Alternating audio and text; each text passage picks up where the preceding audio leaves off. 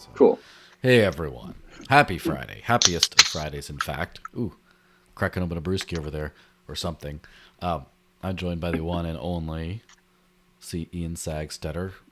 We're gonna get the official intro going in just a little bit as you guys trickle on in, and as he lubricates his social graces with a bevy, probably, or finishes a tweet on a tweet thread, whatever he happens to be doing. But anyway, in while we're trickling in, happy Friday. If you're watching this, and I'll mention this again when we hit the actual thingy, but if you're watching this on, I live stream this on YouTube and on Odyssey and on Twitter now, on X, whatever they call it. And since I've been doing those, I have not really noticed a dip in traffic to the other two platforms, but there's just a lot more of like people just scrolling through Twitter being like, "Oh, I'm going to go jump on this too." So, hopefully that gets me a lot of good, reach and stuff. I'm angling for Twitter monetization, which of course, it's up to the gods or Elon Musk or whatever. But based on impressions, it's looking pretty good. Other side note, as we're, warming up and such, who I see one time gave all the reactions in my Discord about that stuff. So apparently he's looking forward to seeing you. But so the library court case thing, and it's not something I'm gonna just cover in the actual show, but so the library company, which is behind the protocol, the decentralized protocol allegedly, that Odyssey runs on top of. Obviously, the company shut down because of the court case with the SEC. Now, I believe they're doing some sort of an appeal, and I don't exactly know what kind of an appeal. Like, I don't know exactly the details. I did not look into it. I'm sorry, but in the meantime, I saw some announcement from Odyssey that they were switching to a different, like, kind of like more or less getting. It's almost like getting acquired, right? Because they're running on library blockchain. Let's they're switching to being on top of a different thing. Air or Arweave. I don't know if you know that what that thing is. ARWEAVE. So Arweave is some sort of like an IPFSE thingy on the blockchain. I didn't look into it, but so that'd be very interesting to see if Odyssey itself migrates to this new platform. So even though the library blockchain, library company behind the blockchain went away, and the library blockchain seems to not be doing, because its primary use case was for Odyssey. That doesn't seem to be doing super well right now, but it does seem like at least Odyssey's not going to waste. All those kinds of creators and everything going to it all seem to be working out. So where this works out for my small bag of library credits that I kind of, as soon as the SEC kind of thing came out, I assumed was going to be worth a zero. I don't care. Right in that bag to the bottom. Where what happens to that, I have no idea. But it is what it is. Yeah. So we're gonna get going in just a little bit. Hilawe, he left a non super chat, but because he's of the super chat gifted, I'll read it out for him. He says, "How many virgin sacrifices are needed for Maya to be added to MetaMask?" And that's a in joke because we're mentioning THORChain in MetaMask. The Maya protocol is a fork of THORChain, friendly fork as it were, and they added Dash as their first unique chain not too long ago. And as of like a couple of weeks, every few small percentage, but still enough of transactions purely on Dash have been getting stuck. And so like they literally have been outbound transactions have been stuck, and they're trying to figure out a fix. And every day that there's no fix, I've seen a new meme crop up and it's some kind of like a Mayan virgin sacrifice meme type thing about when will the transactions be unstuck? We need to sacrifice another virgin, something like that. So that's kind of the context for that.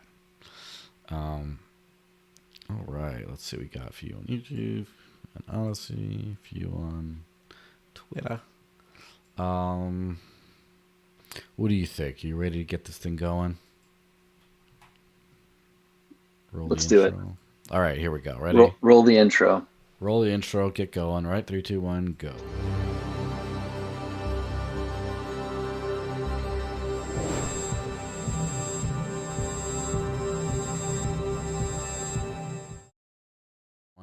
Hey everyone, happy Friday. Welcome to the Digital Cash Rundown, episode 129. I'm joined by the one and only Ian Sagstetter of Espresso Systems, I believe, formerly Electric Coin Company, aka the Zcash Electric Coin Company. How's it Yep. going, man? Let's go, man. How are you? I'm pretty excellent. This is the second time you've been on the channel, but the first time you've been on this show. I had you on the Zcash podcast, number 3 was it? It was one of the earlier Yeah, ones. yeah, 3 or 4, and then you followed up with guests much more interesting than me. So I felt like I was a decent little precursor to the actual, yeah, or even before me, the guests were better. So yeah, everyone who watches the Zcash podcast, just watch in and around before and after the episode I appeared in. Well, I disagree with that. I think it was a great experience. It was, and funny enough, when I was starting the Zcash podcast, you were running this podcast on Zech Hub, and I watched some of those to see like what's out there, to see like what am I going to do that this guy isn't doing, so I'm not just duplicating effort and stuff, and also to like, learn a little bit more and maybe some guest poach a little bit. Probably did have better, I wouldn't say better guests, but like more high profile guests anyway. But Yeah, but I think like the big thing you mentioned with like the Zach Hub podcast, right? Like that's why I was so into your podcast. I was like, yeah, like it's like in a really weird way, like subliminal friendly competition. Like you mhm. watch what I do and I watch what you do, and it's like, yeah, let's like compete against each other in the same ecosystem. We have the same type of goals, but we'll make each other better. So more people should Mhm. do Zcash podcasts because yeah, Zcash needs not needs comms help. Every ecosystem needs comms help. But yeah. I mean, it's kind of funny because of the whole Bitcoin memes, but we do need more podcasts in space. I don't know if it's specifically podcasts, but we do need more content out about stuff. What I do think we need less of is navel gazing, better store value, ultrasound money, whatever kind of stuff, and more things about what we're going to talk about today. Or rather, I think that because I am doing it. If I didn't think it, I wouldn't do it. That kind of thing.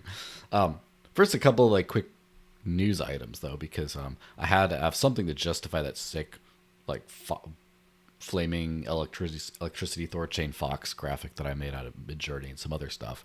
Yeah, let's get into this one first. So, all right, THORChain. So, ShapeShift announced the ShapeShift multi-chain swap through something called a snap, a multi-chain snap in MetaMask.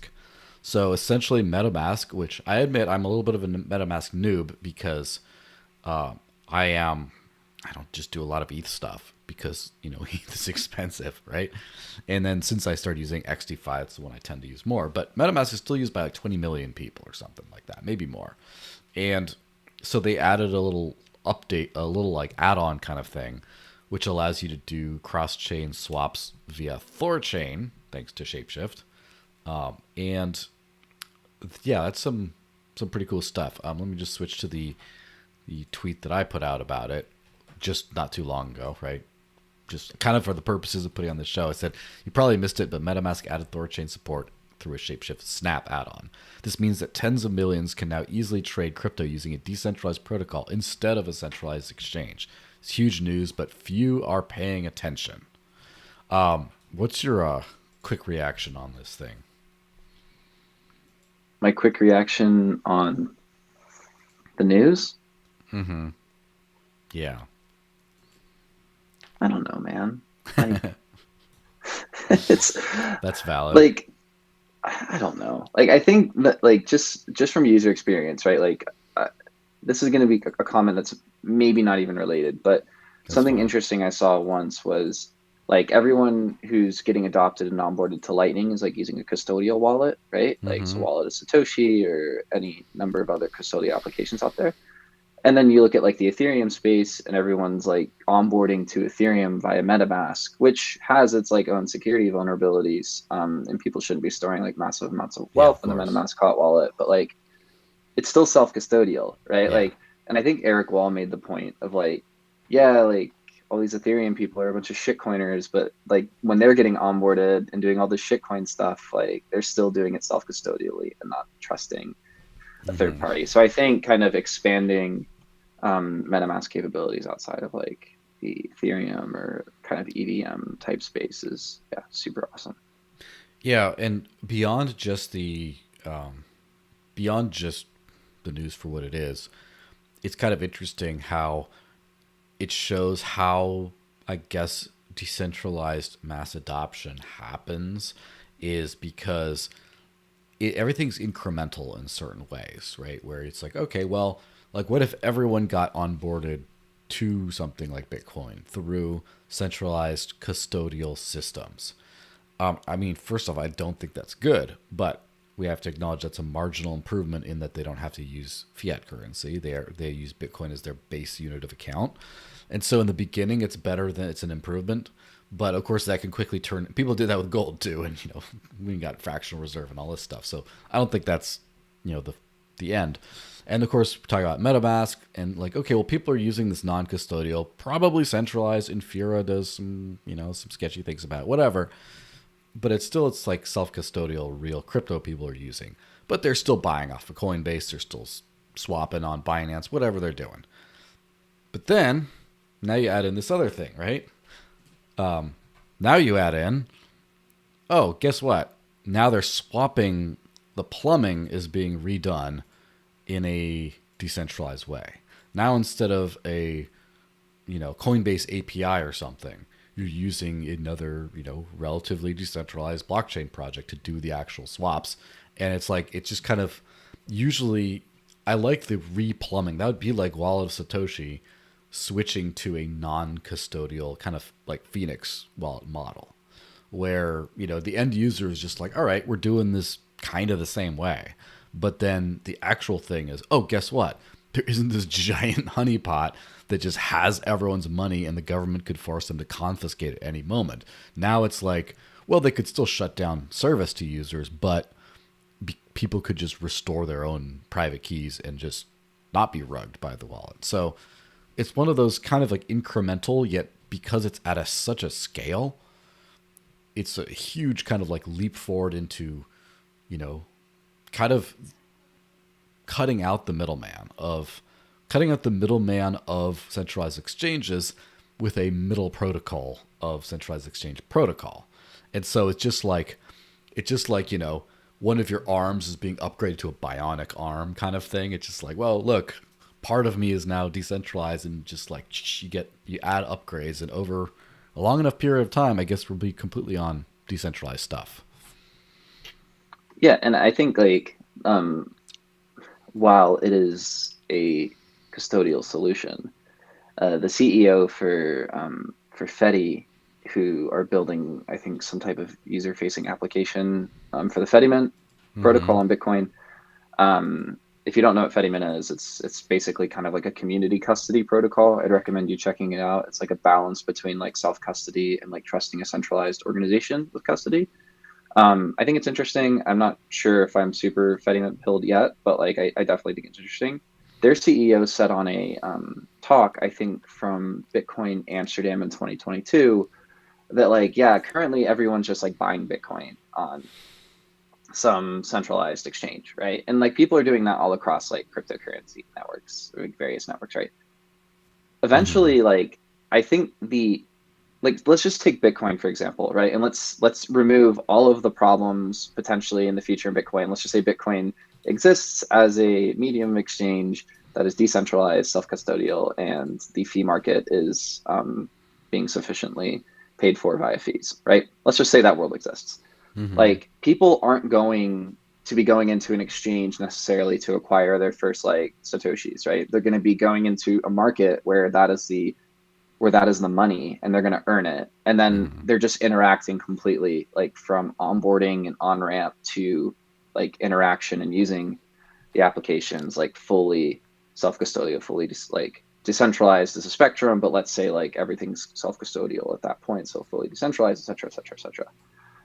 I think that's an interesting world, right? I think the only reason exchanges are super popular right now, it's just because like that's been the mental model of like I'm going to buy something and the number's going to go up. And I think when things kind of like stabilize out and the market becomes less volatile, and I think the earning opportunities will increase. And yeah, so we'll even be able to get rid of the fiat on ramps. Let's just burn those down too. Yeah, and that's part of the interoperability kind of thing. Is it's like, let's just say you have a Bitcoin only world.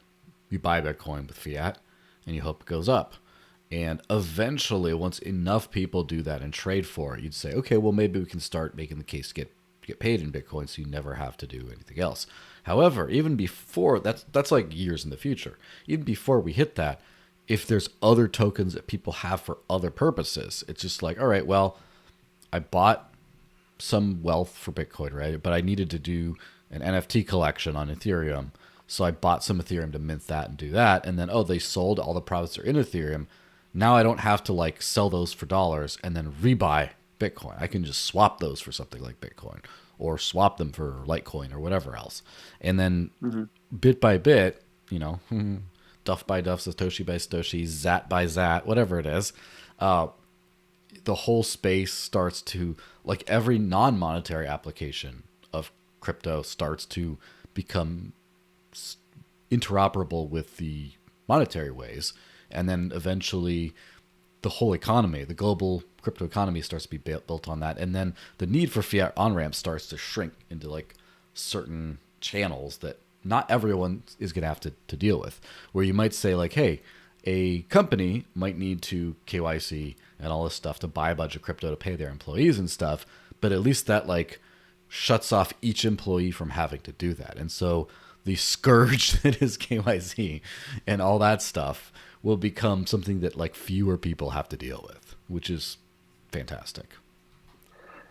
There was a talk, like you bring up like, oh, I'm going to acquire X currency and potentially swap it into like another thing. There was a talk that builds on this. I'm going to find it and I'm going to tweet it under the live stream tweet that you have going on X right now, or the post or whatever it's called. From Chris Goes. He's one of the co-founders of Anoma and Namada within like the Cosmos space, if I'm saying that correctly. And he talks about basically building these systems that have like, I guess I don't want to say infinite, but let's say infinite number of like different currencies and tokens. And because like for each individual like localized economy, you might want to have like your own currency for your own specific needs, whether that's like a local in-person community or an online community. And he basically talks about this like infrastructure system that enables all of these communities to like create their own monetary assets and like live locally. And it's super cool. And it was at Autonomous Ecologies in Denver, and I think in like 2021, I think was when the talk was, or 22. It was super dope talk. I will find it on YouTube and I will post it under, because it talks about like the interoperability side of things and like how you can be in one community and opt out to another community and have that like right to exit and stuff like that. Super cool.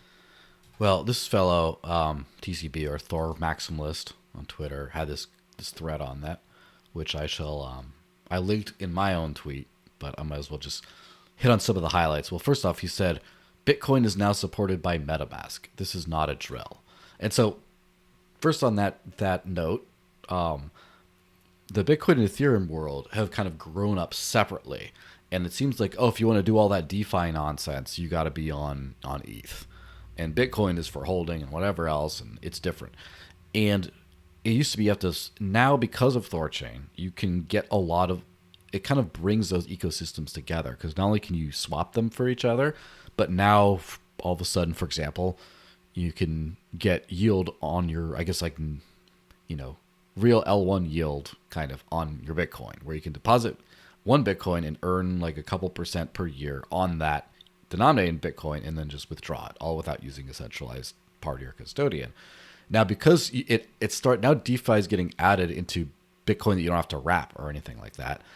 But now you have Ethereum wallets now supporting Bitcoin now, because it's like, it's all kind of coming together. And so to just hit on the height. So today, MetaMask launched Snaps, their plugins enable blah, blah. The ShapeShift one enables all the THORChain assets, right? Bitcoin, Litecoin, Dogecoin, Cosmos, Bitcoin Cash, and THORChain. Of course, more will be added. And so, anyway, this makes centralized exchanges obsolete, as I mentioned, especially because the slippage fees with this new streaming swaps functionality, which, that's for another discussion, right? But basically makes it more price effective, more cost effective than swapping on, say, Coinbase. So now decentralized exchange better than centralized exchange across almost every metric except for fiat on ramped, and then some other stuff like that. And then this groundbreaking simplifies blah blah simple while they're already familiar with powering all blockchains. The only criticisms, they need to enable hardware wallet support, et cetera, et cetera, et cetera. And so, yeah, pretty cool stuff. I was on mute, sorry. No, Yeah. I think it is. I think just like, enabling more permissionless systems is always a net positive to the space, and doing it in a way that's easy for users to interact with it is even better. Yeah. I could have rant on that thing for much longer, but in the meantime, I just think that it's pretty cool how like ShapeShift has kind of stayed the course the entire time, where Voorhees found, oh, we have a multi-asset feature. I'm going to make a company that lets you do this. And then the regulator just pounded the crap out of ShapeShift. And he's like, look, I'm going to come back. I'm going to get rid of the company, make it a DAO. And then I'm going to run on THORChain and other DEX rails. And so now it's just like the mission continues. And it's really rare to see in the space where, like, I mean, yeah. So that's you okay?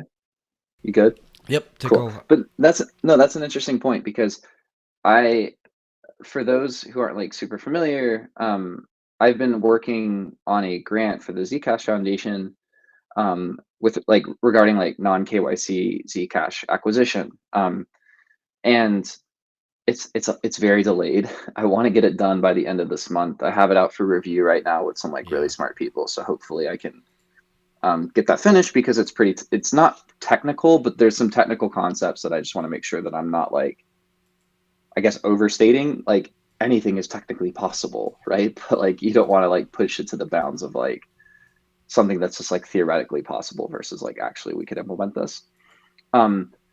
So something that inspired me was that move, because like with Zcash specifically, there is no really good way to do, unless you're doing like local peer-to-peer stuff, in terms of like things that will be resistant to censorship over the course of a long time. I think for non KYC acquisition, it's peer-to-peer, like in your own local community in real life, or you leverage some type of like decentralized protocol that's not, I guess the word I'm looking for, it's like, it's not, you can't really, it doesn't have to answer to any like specific regulator or legal entity. So like what Eric Voorhees did, and he did a podcast on this with Peter McCormick and Udi Wertheimer way back in the day, explaining his decision to like, do ShapeShift on Ethereum and build a DAO on Ethereum, because it allows you to decentralize in a way that you can run this thing, you can do it non-KYC, and there's no, like, it doesn't have to answer to like any specific regulator, or if you're a company in the US, like, you got to do KYC. So like, we're just going to decentralize and not be a company anymore. So like, I think the idea around like the Zcash non KYC stuff is like, could we, in a way, if we're doing this like proof of stake transition, integrate potentially with IBC? And because if you're an IBC, my understanding is that if you have a voucher for a token on one chain, you can kind of like use that voucher to interact with tokens or send messages across other chains. So like, you could technically have like, again, this is where I'm a little fuzzy, but technically you could have a DAO on one IBC enabled chain that uses X token or X mechanism to vote on things, and then that can send a packet of information to another chain or whatever to potentially disperse funds or allocate funds for certain like initiatives. And that is if that is actually possible, and I think it's possible, because I talked to the person who wrote the IBC paper about this. So I think I got the right reference and resource to fact check this. But if that's technically possible, that is a super interesting way to like enable non KYC distribution of like the Zcash dev fund. Like, that's super fucking cool. Excuse my French. But that makes me really excited. So that Eric Voorhees, like his initial like kind of approach on that kind of inspired a lot of the thinking there. So definitely agree with a lot of the things he's been putting out. Yeah, DAO or GTFO. That's something that I've also noticed is I've also been focused on, I guess, is um, there's like kind of two main thrusts in crypto. One is to make things more perfect according to the principles that we adhere to of decentralization, censorship resistance, privacy, blah blah blah, all that kind of stuff. And then the other one is to just get it out, more volume out there, more people, more companies, more usage, more everything. And sometimes these things kind of tug at each other, for a period of time. And sometimes you got to focus on one before the other. Like, and the thing that makes me annoyed at the whole like Lightning Wallet situation is I feel like that would have been much more forgivable years prior, rather than a lot of people that used to use non-custodial crypto using custodial crypto now, which I don't like that. But theoretically, onboarding people in like that kind of a way before you can turn it into like a Phoenix Wallet type situation where it's managed transactions but still non-custodial, to then it's fully non-custodial, to then you run your own node kind of thing. I think it's an interesting thing, right? And I think that now we've taken the crypto space in enough cool directions that I think enough people use it to where what I'm looking forward to is the next big push in decentralizing the plumbing. And so that's kind of cool. Um, Let me quickly hit on these couple other minor, and then we get into the meat of the thing. So first of all, Miner returns over $500,000 worth of Bitcoin in transaction fee overpayment to Paxos. Bitcoin Explorer mempool shared blockchain data that confirmed the funds were sent back on September 15th. So it's one of those Paxos, who is no stranger to the game, fat fingered this thing and just said, whoops, $500,000 into one Bitcoin transaction in fees. So, which would basically double the entire fee revenue almost for the entire Bitcoin blockchain in just one transaction for the day. So, and then they decided to like return it, even though it got paid honestly, although, what should I say, accidentally. Not really. I don't really have a lot of points on this. What's your opinion? Yeah, I saw some tweets around this, and it, wasn't it like some error? Who was the company who sent it? Wasn't it? Paxos, or Yeah, I think I yeah, thought it it was wasn't it. PayPal at Yeah, first. yeah. Then I saw big. I don't know. I get so confused with all these different companies in the space. Yeah, I think honestly, if it's a mistake and like the miner, like mining pool or organization or people, whatever, managing that, or like, yeah, like we'll send it back. That's fine. Like, Yeah, okay. It's not the first time it's happened either, right? Like I think what's his name? Jameson Lopp said this has happened before. Like there's yep, another example it's happening before. So if there's precedent, then yeah, go on. yeah. There is precedent. The thing that's kind of I think interesting to me, first of all, um, I don't think I've ever made a transaction fee mistake because I just let the wallets automatically calculate stuff, right? And I don't. I'm personally ignorant to the situation that would cause them to be able to fat finger. Maybe it was a bug in their software, or maybe it was just a manual. They're typing in how much they use for the fee. Obviously, with Bitcoin, because of the fee market, it's a little bit more manual as opposed to just whatever fee. But I just also think it's interesting from the I guess the game theory perspective, just real quick, is um, like what happens if you just take the fee? Like, are people just not going to use your mining pool anymore? Like, no.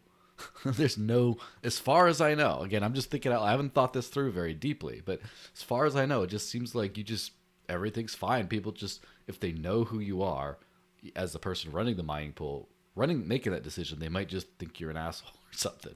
But other than that, there's no consequences for taking like, oh, free money on the street kind of thing.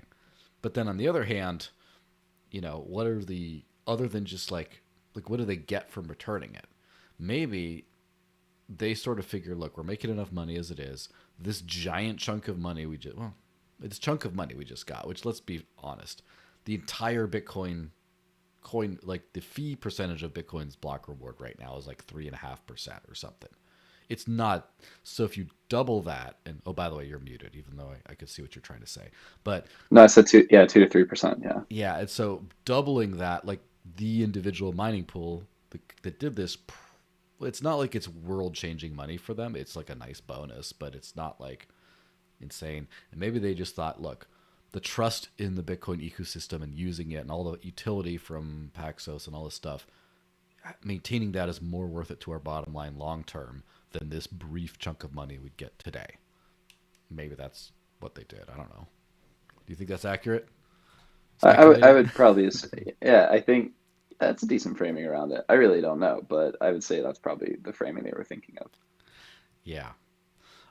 Well, let's hit on this final thing, which the only reason I brought it up is because I actually remember this is one of the foremost things on NFTs, on NFT utility, not just like crap, right? Um, SEC charges company behind Stoner Cats NFT series with unregistered securities sale. The animated series, accessible only to NFT holders, had a cast that included Vitalik Buterin, Gary Vaynerchuk, and Hollywood A-listers, mostly Ashton Kutcher and Mila Kunis, Kevin Hart, some other people like that. What Kevin Hart was in it? yeah, he was one of the cats, I Oh think. my, So oh my gosh. it's like a big thing. What I think is interesting about this, first off, people don't know Ashton Kutcher's been in crypto for like 10 years. So he's an OG, and people don't know that. So um, he he's probably one of the driving forces behind this happening. But basically, do you ever watch Hot Ones? Do you know that show is the YouTube show where they eat the spicy chicken wings? Yeah, and you get to the last one, and I think who was it? There was like an insane person that did it, and they did not like flinch. I think it was Yeah, the actor from Hunger Games. there was a few of them, mostly people with a certain extent of melanin, but not exclusively. Anyway, as it tends to happen with spicy food. But I believe Mila Kunis was on there, and she was actually talking about the Stoner Cats, talking about how it's a lot easier to raise money by just going direct to consumer instead of going through all these like Hollywood producers, and also, uh, how it gives an interesting thing. So if you buy a cat, like a cat NFT, you get to not only watch the show, but you get to participate in like actual story development. So like you get to vote if you or have one of these NFTs on like which way the story goes and stuff. And I just thought this is innovative. This is actually something cool and new that did not exist really before crypto. Is I'm sure some ways it did. It just wasn't as easy to just sell an NFT, use the money to like run the show, and you have a commemorative thing that not only supported the show but lets you pre-use it but also participate in it. And the SEC Gensler's like, man, it sounds like a lot of fun, but you know what I'm not about? Fun. So just jumping in. Wasn't Mm-hmm. wasn't the thing that Gensler's trying to say with this one specifically though? Again, I've only read a few tweets. They're not that expensive last time I checked. They're like $80 worth of each, so like point. 800, but still that's not insane. No, they're not that expensive, are they? Well, let's see what the article says. So I'm putting it back on the screen. It says Stoner Cats 2 LLC, company behind Stoner Cats, has agreed to a cease and desist order and other measures imposed by the SEC after being charged with conducting an unregistered offering of crypto asset securities in the form of non-fungible tokens. According to the SEC, SC2 sold more than 10,000 NFTs for about 800 apiece. Sale took 30, blah, blah, blah. The NFTs allowed purchasers to view Stoner Cat's animated series, which revolved around elderly women and her cats consuming cannabis. I just love that this is like in court cases now. Oh, this is ridiculous stuff. Anyway, it's spearheaded I by don't. Mila Kunis, teamed up with, you know, anyway, Ashton Kutcher, You Chris can't. Rock. You can't. You can't buy them on OpenSea anymore. Yeah, I guess they pulled them. Um, You can still view them, but yeah, I was on there 2 days ago looking at maybe buying one, and I saw that it was like 0.099 ETH, and I didn't pull the trigger. And yeah, yeah, yeah, last sale for this one for 10,016 was 9 months ago. and it was at 0.074 ETH. So yeah, 9 months ago. Were we in a bear market 9 months ago? Were we still in the bear market 9 months ago? I think Is so, that when it yeah. started? Yeah, so that I don't imagine it's probably pumped that much. So yeah, it's probably still like $80, $100 to get one of them. But I don't know where yeah, don't know any platforms that might still have them on there. Yeah, I mean, I'm not big in NFTs. I really hope the SEC loses this one in particular, because a lot of these other cases have been like, company raises money by selling kind of shares. Let's be honest, kind of like Ripple, right? I mean, for purposes of, I don't really care. Like, for purposes of crypto, obviously I want Ripple to win as much as possible, and they did win at least the secondary sales part. But they did definitely sell a bunch of tokens. The company that made all these tokens sold them to raise money. At least I understand where that's coming from.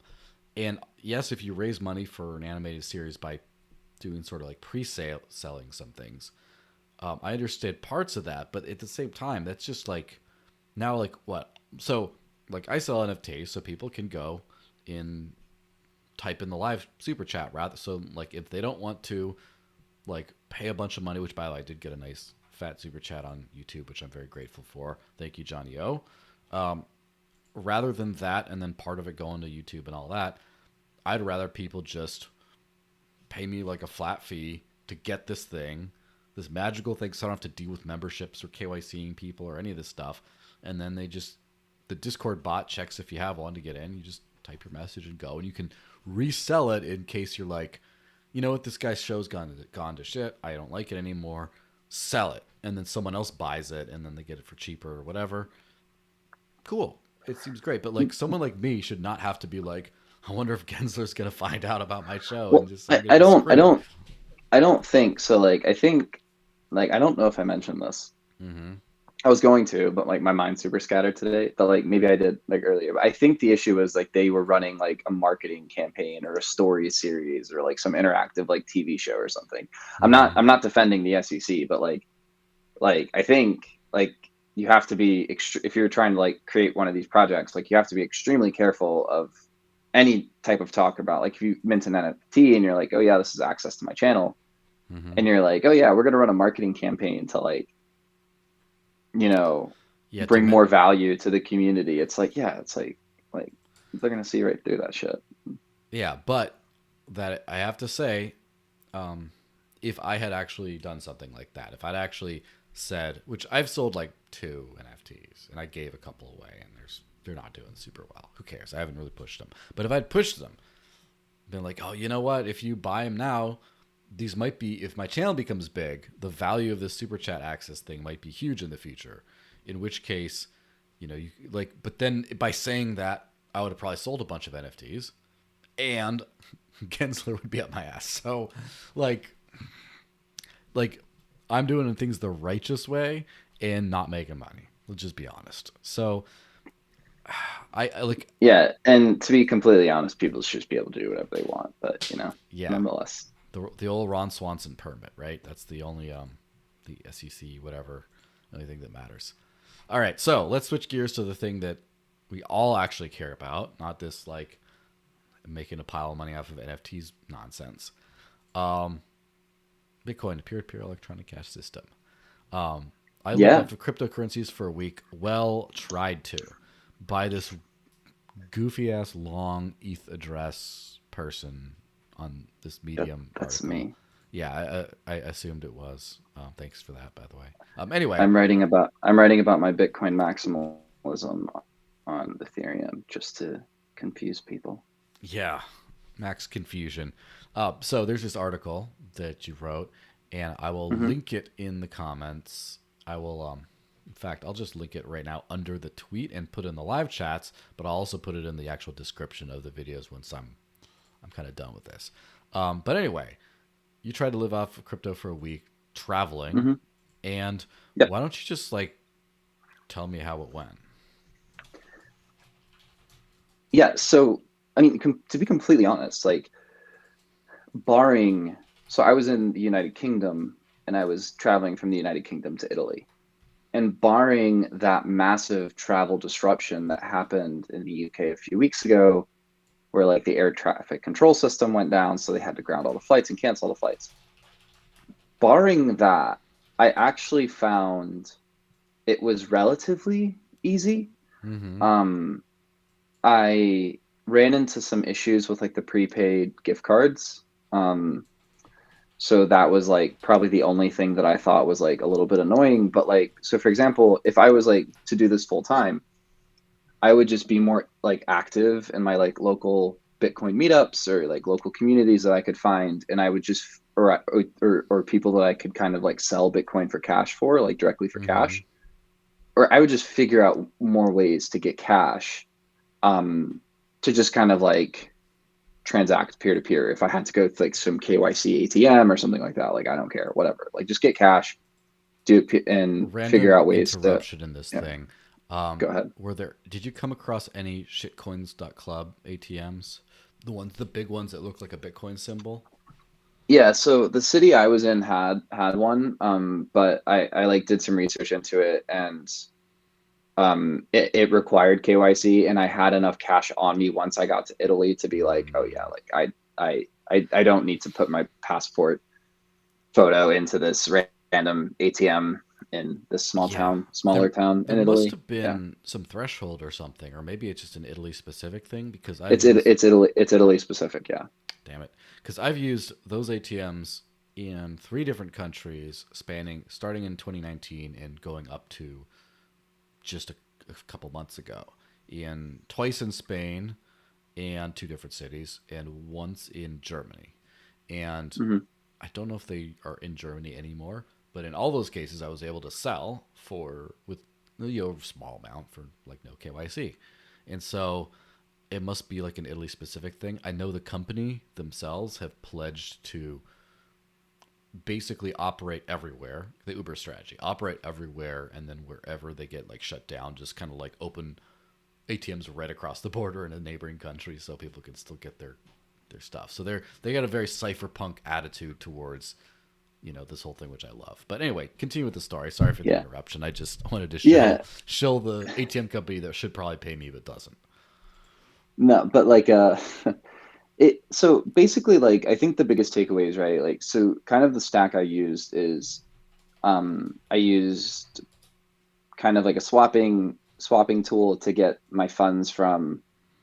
So I store most of my like spending cash within, I call it like a shielded asset. So like for example, I've written about this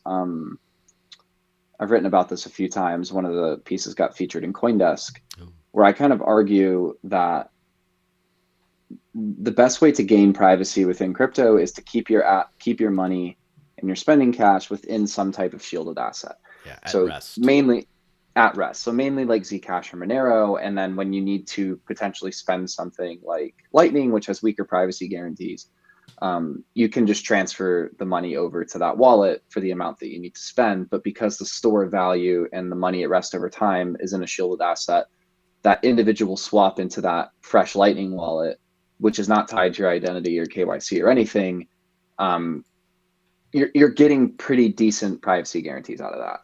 So the kind of stack I had was that like I have had like a Zcash wallet, a Monero wallet, which I had funds in. Um, I I had Phoenix, which was a Lightning wallet, which is a Lightning wallet that a lot of people use, and I used Moon for on chain like Bitcoin transactions. So that was kind of Mm-hmm. the stack I had. Um, and I had some funds kind of set aside of like, okay, I'm going to do this for the week. And I ended up purchasing like the travel via Travala, which does Mm-hmm. flights, and hotels and like rental cars with crypto. I did the hotel with the hotel.com gift card, from Bitrefill. And then I kind of just like scouted out like what's available in Bitrefill in Italy. And I saw there was like delivery services, restaurants, supermarkets, etc. And I was like, okay, cool. I'll just get to Italy, and have the ability to purchase these different gift cards. So I think from like a day-to-day perspective, if I was living there and I was only getting paid in Bitcoin and I only wanted to hold Bitcoin and I didn't want to hold fiat, I think even without like a local community, you could probably get by as long as Bitrefill and those types of services were available. Yeah. The thing I think was more powerful was the aspect of local community. So I went to Brescia, Italy, which there's a hacker house there called hack.bs. It's a Bitcoin cypherpunk hacker house where some really cool Bitcoin developers are kind of spinning up their own community there. And I knew one of them through a conference previously, and I saw that like they had started this thing, and I was like in Europe, and I was like, cool. So I had the ability to, and I was close enough to Italy to like go out and like try that out. And I was on the way to Croatia, so it was actually like a good stop in between England and Croatia. And yeah, like having that local community aspect, I think is the most powerful thing because you can end up like kind of balancing off each other, right? Like, so if I wanted to go to a restaurant but didn't have like a gift card to that restaurant or didn't have the ability to do that, like, and you have cash, well, I can have you buy the food for that day, and then I can just like reimburse you with some non KYC sats on Lightning. Like, so those types of interactions are really cool. And then also like their business is paid for completely in Lightning. So they have like their own BTC Pay server, they're running their own stuff there. And yeah, I had the POS link set up in my browser, like as a shortcut. And I would go get a Red Bull or a beer or a water or something or whatever. And I would just go into the POS system and type the amount and I just pay the invoice every single time. I think I had one failed payment the entire 3 days I was there. And I think in that specific place, I think I did 15 to 16 transactions. So what was the failed payment like? Just out of curiosity, because I've experienced lots of those, the Lightning declining over the years ever since I stopped using my own node and stuff and only used like Phoenix. But what was the failed pay? What are the details around that? I don't remember what the details were specifically. I don't know. I think I don't know. There's like, there's just there must have been some issue with that specific invoice and whatever. And then I closed it out, created a new invoice and did it, and it worked. Like, it wasn't like the failed payment. It was like a thing for like 10, 20 minutes. Like the first payment failed. I didn't read why it failed. I just created a new invoice and then it worked. Right. So like, had it maybe failed again, I might've looked into it and been like, okay, why has this failed? But for that specific one, it didn't. So I don't know. Yeah. I mean, that's always an interesting thing about like failed payments are always just an awful thing for the end user and stuff like that. People like me are obviously, and you as well, I'm sure, much more patient with that kind of stuff. It's kind of a unique thing to Lightning in a lot of ways in that it just like it's a correct address, you have money, and you're connected, but it fails. There's the failed payment thing as such does not exist in like regular on-chain. There's different ways it exists. For example, I can't read the transaction thing, or you spend like there's some coins or some wallets within altcoins, right? But there's some coins that just only they don't let you respend change immediately. So if you have one chunk, and this is for UTXOs, right? Like Bitcoin style coins. Whereas if you have like one chunk of coins, you send it to someone, it you obviously just like a piece of paper, right? Like $1, you actually send it in, you get the rest back, but then you can't respend that immediately. You have to wait for it. I think Monero works like that. At least I didn't necessarily know if it did or not, but then I saw Peter Todd complaining about it, and so based on that, I assume that's how it works. That's an interesting point. So what happened with my flights? I had to buy 2 flights. So I'm on Travala, and I bought the first flight, and that, I bought it with Monero, my first flight, and then I went to do the next flight, and yeah, I had to sit there for like quite a while for my Monero wallet to like make funds available again. So I ended up, just because of the wait time, I was like, okay, I'll just use Lightning for this one, and I use Lightning for the second flight due to the wait time. So like, again, like it's all kind of relative. I don't know. Typically, Monero doesn't like. I've had to spend a couple Monero transactions back to back before, and I felt like this one specifically was just longer for whatever reason. But yeah, like I think most people aren't doing a transaction every 20 minutes. So like I remember when I was at Parallel Polis last year, and I had never used Lightning before, and I was using a mobile on-chain Bitcoin wallet because they didn't accept Monero at the time. I think they do now. And yeah, I remember I had no issues using Bitcoin on-chain to like pay for coffee and beer and food at Parallel Polis because I was just doing a transaction like every hour or so. Mm-hmm. Um, so, or every 2 hours or every 3 or 4 or 5, whatever. So like I never had that issue. I'd never experienced like having to wait for my funds to become available again for whatever reason up until this point. And I think that's just like a specific instance where I was trying to buy various things within like a short amount of time. So I think Yeah. within like a day-to-day thing, like maybe less applicable, but probably still run into issues with it, right? Like that's why Well, I the thought thing, Lightning was so. That's why I'm not the biggest Lightning hater because I've never had that bad of an experience with it, other than when I tried to run my own node, it was really difficult. Um, yeah. but yeah, like it usually works. Well, that's the thing. That's which is like the UX thing, because I'm the ultimate crypto UX guy because it's my life, but also I take a perverse pleasure in finding ways an otherwise swimmingly great working app doesn't work and just getting one over on the devs stuff. I don't know. It's just done that enough over my lifetime. But like for example, like Lightning routes great. Usually depends on so many factors. That's my biggest criticism of Lightning is the factor is that your ability to Yeah, do what you want to do is extremely dependent on a million different factors.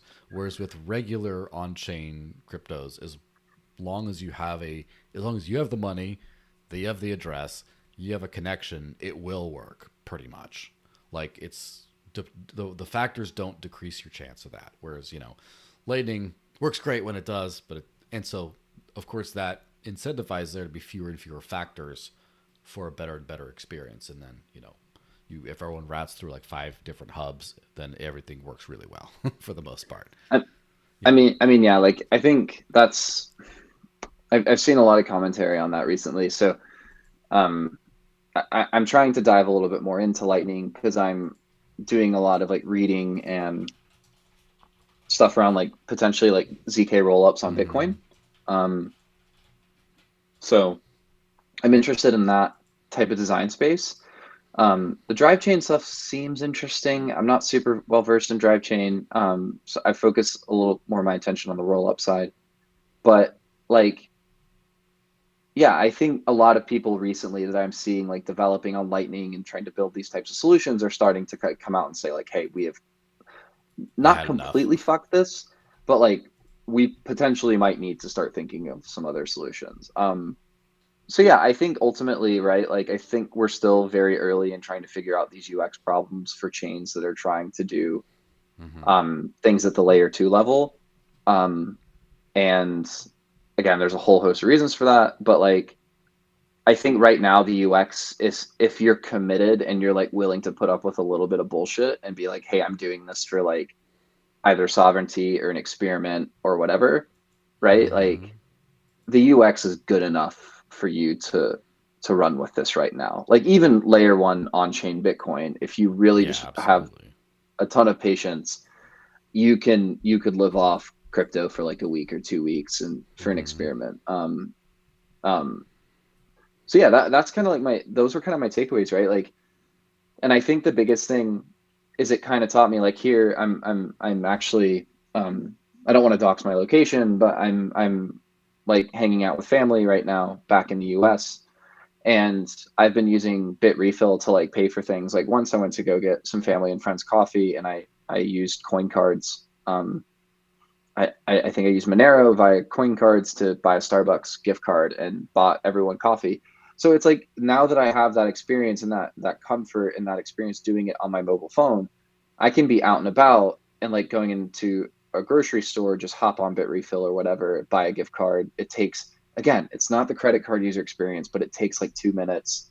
And I Yeah. have funds, like I have funds in my spending cash crypto wallets. And it's like, yeah, like I'd rather use this than the credit card because the credit card doesn't need to know like everything about me all the time. So like making that conscious choice is, Yeah, especially yeah, if it's you use definitely an doable. anon account or don't use an email or use a burner email or whatever for the stuff.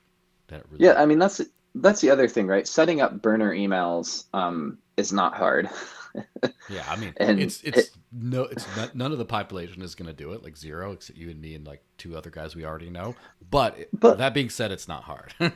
it's not, and that's the thing, right? Like if people want to like take like this, and again, I'm not gonna LARP and be like, oh yeah, I'm like a self-sovereign individual. I used to do that on Twitter and I was a fucking liar. But like you can take steps right now in your day-to-day life that aren't like super major, that you can take that step in the right direction. Like a cool thing, right? My girlfriend Hmm. um does not use crypto like at all, has no interest in using it, has no interest in the tech, has no interest in kind of the value or whatever. She just does not care. Like she doesn't care. And it's fine. Like, and people are like, oh, why don't you like tell her a better like story to convince her? It's like, you know what? Like in due time, right? Like, but even someone who does not care and has no interest in it, she understands that like I really care about it. And like after my trip to Italy, I was telling her, I was like, hey, like this was actually pretty easy. Like not easy, but like easy enough. And her question was like, oh, do you want to continue doing this like in your day-to-day life? So like Hmm. if I am able to earn some funds and set some funds aside that are like crypto funds and just continue to use those in my day-to-day life and not create like this massive, you know, poor user experience for her. Like I don't want her waiting for 15 minutes at the grocery store as I'm trying to buy some, as long as I can avoid those types of things, Yeah. right? Then I can start introducing it into our day-to-day life and make it a more regular thing. So you can yeah, just take the step. And it's not going to be perfect. It's going to suck. You're going to do something in your privacy or your OPSEC that's wrong. And someone on Twitter will tell you that, and that's fine. Just ignore it and just yeah, Someone on just Twitter who's swiping their bullshit ass card is going to tell you that on Twitter, I should and say. again, like in like the thing was, right, like I somewhat follow like a lot of like the super cypherpunk, in my opinion, cypherpunk non Hmm. KYC Bitcoin community, like from afar. I don't know any of them. I just see their Twitter stuff sometimes. And I posted my article, and a few of them, yeah, they liked it. They're like, yeah, you like, and the fact that I might be using a solution that they do not support, and Hmm. I like Lightning, for example, um, and I might not be doing every single fucking. I'm using Zcash with a lot, which a lot of people, Ooh, especially within Bitcoin Monero, think is like a massive shitcoin. Like, wow. it's Let me like what? let me touch on. No, but like Yeah, no, finish but the sentence and what I'm let me saying, touch on that. yeah, what Whilst I'm I'm saying wearing is the. like people will appreciate, and again, I worked on Zcash, right? Hmm. But people appreciate the fact that I think you're like, as long as you're not trying to shove shit down their throat and just be like, hey, I'm taking a step in the right direction. This is what I did. I think people at large will appreciate that unless they're like some maxi that's completely out of depth with the situation. And in that sense, you're not going to change their mind anyways. So like, Yeah. and Twitter's a hellhole, right? Like like the people I was hanging out with in Italy, I don't know if I would describe them as like Bitcoin maxis, but they're 100% Bitcoin only. Yeah, And but they're not like, Twitter larpers. yeah, and again, like we were talking about rollups and drive chain and whatever, and we were like discussing and debating that, and they definitely just they don't disagree, but like they're just like, well, I need to learn more, or whatever. Hmm. But at the same time, like we're at different ends of like the spectrum in our opinion. But I didn't like we just had a conversation. So I think when you're in person as well, like um, the conversation is a lot easier to have. Twitter's just a fucking shit show. Um, but yeah, that's Hmm. so yeah. Zcash is a shitcoin.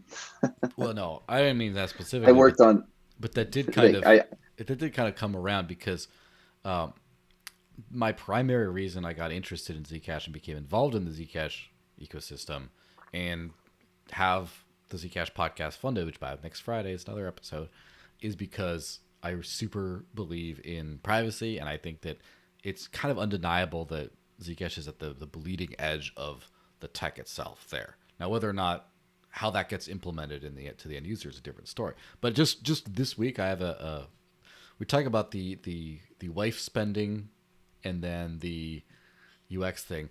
So Zcash needs to fix its wallets. I think everyone kind of knows that. That's sort of the well, everyone who's tried to use it. Let's be honest. I have I have a comment when you're done. Go ahead. So I am in the process of I've been spending like a week trying to find a single Zcash wallet that will work, insofar as will actually let me see all the funds that I possess in this wallet and will let me move them. And so far, I have come up to no solution. The last solution on my thing is I'm using the command line wallet, back to the old days, right? Zcash D command line, and trying to convert my seed into a private key recognizable by the core wallet, because I thought all those core full node wallets had an HD wallet, like a seed option, because the Dash one does. And unfortunately, I've been so spoiled by Dash all these years, which is the second part of what I'm going to say, is I just thought I could just import that into the thing. And even it's like Zcash doesn't even have a GUI, like it command line only for the full node wallet. And I'm just struggling to get, and I've been using crypto for over 10 years at this point, and I still can't, from the early days in the trenches, and I still can't access my Zcash for, that my company receives, and I have to spend in a real. So there's a real like wake up call that like something has to change there, right? There's a reason why Zcash factors little into all this stuff. I wish I could spend it more because I'm in it for the privacy, and it's like the best privacy. On the other side of things, I had the good fortune of my entire living on crypto experience. Only 1 year of it was I forced to use just Bitcoin. And then I started using Dash. And since then, it's obviously the market cap has not been a good, it's kind of been a sore spot for a lot of people. But I've never really had a bad experience because it's kind of like when a lightning payment just works, but for everything. It just has worked. And my wife uses Dash to buy stuff, and because it's easy enough that it will work for someone who's not super kind of knowledgeable in that. I know a lot of people actually who have residual like recurring income from running masternodes and stuff in Dash that they give some to their wife to do spending and stuff. So it's like that's that barrier, and it's not. I don't think it's ready yet for mass adoption, right, from that user experience thing. But I think that like every time someone's like jerking around with like Bitcoin Cash where they're just waiting on a 10, 20 minutes on a confirmation when they could just have it go right through. Like I understand if you can't use Dash somewhere because Bitcoin is the only one. Or I understand you're like, well, I have Dash and they also take Zcash and Monero. I want better privacy. I'm going to go use those. Also perfectly good. But like whenever you're running into using crypto sucks, that's probably the first place you should try. So if people say using crypto is a huge pain in the ass, my second answer is yes. My first answer to those, well, we'll try Dash first. And there's a possibility you'll still say using crypto sucks, in which case I'll say yes, that's true. That's kind of where I'm at right now. Yeah, the Zcash stuff is interesting. I remember even during the spam attack, like Y Wallet had this like, was it Warp Sync or something? Yeah. And my wallet doesn't my work wallet, for me either. it would work and it would work really well. And I hadn't touched Zcash in like a hot minute. Just because like to be completely honest, I kind of just started using like Bitcoin and Monero a little bit more, and just for circumstance, right? Like I think Yeah, I had because I you could separate my use it. Zcash, right? Like I have the Zcash that like I just hold and like I'm a firm believer that Zcash should just be used as cash, and I think the store value, like this is going to be your savings account. I've never agreed with that, and I don't recommend anybody to hold their personal wealth in Zcash. I've always said that publicly. So I've always been a proponent of like a paycheck in a shielded wallet at a time when you spend refill. That's like I've always said that. Like paycheck relative to what you make, and yeah, like I think I think all that money that I had in my spending wallet was gone, so I hadn't refilled it. And I just hadn't used it for a while, but then I was like, oh, I'll use some, and I swapped some in because I just wanted to like have some money at rest for when I was ready to do this type of thing. So I think I had like I don't know, maybe $500-600 in this Zcash wallet. And dude, I would like send it to do the swap, and it would take like an hour and a half to go through. I like there was like I remember I was sitting in the Paris hotel. I'd spent all my funds in my Lightning wallet. So I needed to move some Zcash over to Bitcoin and into Lightning. and I ended up just like falling asleep because I was waiting for it and Mm. waiting for it, and I just ended up going to bed. And I think that's due to like the various like wallets and this new like fee mechanism. I don't know any. I haven't been following right as closely as I should, but like I think it has something to do with that. But like the user experience right now hasn't been super great. But I hope that with ECC coming out with their new SDK and some improvements and their own wallet, potentially we could have a solution to all that, and we're going to be happy and being able to spend it like again, which is going to be great. Um, but yeah, like I think overall, like the experience was really good. Yeah, like I mentioned, held funds at rest in a shielded Yeah. wallet, mainly Zcash Monero, swapped into Bitcoin as needed, spent the majority, I think I did 37 or 38 transactions, and the majority were Lightning. Hmm. Um, I used a Sats card, which is like I don't know how to say it, Opendime or Opendime or Opendime, like the physical Bitcoin. Like Yeah. you deposit Bitcoin into an address and it's on the card and you hand the card around like cash. Hmm. I used one of those, and to unseal it, I worked with someone to unseal it, and they're an actual like Bitcoin developer, like funded by the Hmm. largest grants pool in Bitcoin. Yeah. And we couldn't figure it out. Like we couldn't unseal it, and it took us like literally. And I think I just tried like by the 25th time, I just tried and it just worked. And it was like so. Yeah. Nunchuck needs to potentially look into the mobile applications and sealing and unsealing of Bitcoin Well, in Sats before cards. But before I hit on something on that, I would like to say that I remember when Zuko came into town and was tipping the baristas at my local coffee shop in Zcash and stuff. And I remember using Zcash around there shielded. And I remember even during the spam attack, like the beginning when I could sync some wallets or whatever on a good enough phone, it worked pretty well. Like all things considered, shielded Zcash. Obviously, the generation took longer. Some syncing was annoying, but like the idea that I had like all this transparent balance, I just hit a button and went, zoop, you're shielded. That's it. And it like I think Zcash has the potential to work. I wouldn't say perfectly, but like very smoothly, all things considered. So I'm complaining about a very like right now the state of the wallets is just all over the place. But I think that we're really close to having like all of a sudden, oh yeah, it's great, and you have next level privacy. And I also should put up on because we got a super chat from Hilawe. Hi Hilawe.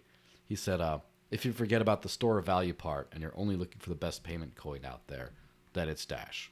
And it's like, yeah, and that's been the biggest knock on Dash has been the store of value kind of thing. But then again, look at Zcash well, too. Look at most like things. I'm kind of the mind, right? Like this is Mm-hmm. someone the dry. I saw this funny post, and it's like if you want to turn a Bitcoiner into a shitcoiner, talk about THORChain because they'll tell Mm-hmm. you to go use Monero for privacy. Yeah, Um, it's like very funny. but like imagine But if like for a second, imagine if if Dash was the Bitcoin drive chain, which is instant transactions, which I don't know if that's possible on a drive chain, but that's a different story. But let's just imagine it just in like all the cool stuff, instant, secure, cheap transactions. But then it's denominated in Bitcoin. Alternatively, the other thing you could do is, which we, if you could have a Bitcoin denominated stablecoin on Dash, for example, and then you could just use the Dash network itself for all the cool stuff it does, but just have your money denominated in Bitcoin. All of a sudden, that's like better than any Lightning network as long as yeah, the but bridging is then easy. again, but the issue is like again, I do have to bounce like in 2 minutes. I do have to Yeah. bounce. Well, But the let me say this one thing, and then the rest of the time okay, that's yours is yours. Um, cool. about the living in crypto thing, I think it's like you're more hardcore than 99.95% of crypto people, just by that simple act of that 1 week doing it for real.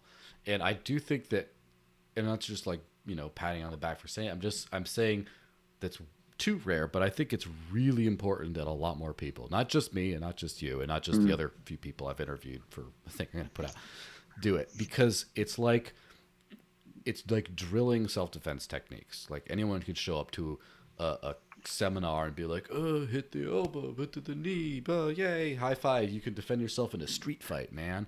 And then it's just not realistic. You have to have real pressure testing. You have to miss a lot. You have to deal with intensity situations. You have to live it in order to know if it works.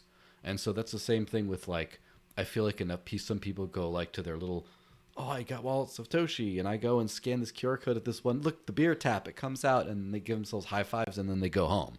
And they don't run through the trenches of just like using this over and over and over again until they start hitting these blockages, and then they have to go back and be like, why did that happen?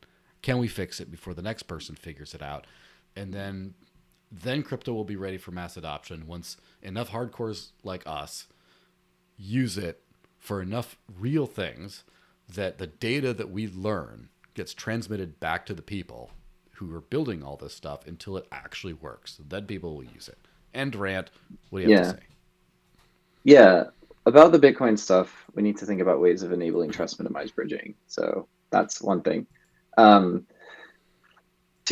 Because I don't know if I want to trust like federated solutions for spending.